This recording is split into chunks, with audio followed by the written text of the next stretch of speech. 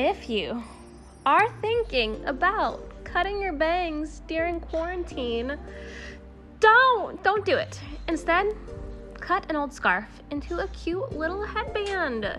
You just take it and you cut it smaller, and then you wrap it around your head after you throw your hair in a little bun. Push those bangs where you want them out of your way, and then just wrap it around. You throw it around your head, and it's super cute. It looks like I got it for $10 at Ross or TJ Maxx. How cute. That covers up all your problems. Next, my all-time favorite, when at home, a Snooki Puff. Just take your little accessory clip, you clip your little bangs back, put it in a little bun, and you're ready to go. Now, speaking of accessories, I know I'm not the only one who gets swindled into these little clips at the checkout line at TJ Maxx. These bad boys, you know what I'm talking about? Take your bangs, clip them the other way.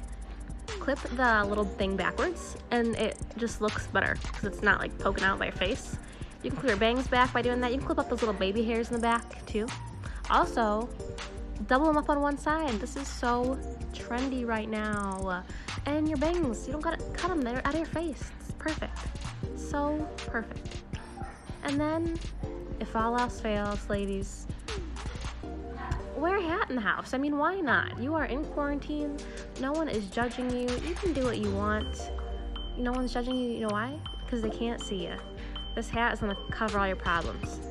Your grays, your grown out roots. It's going to cover your bangs. Just take my advice. Happy quarantine, guys.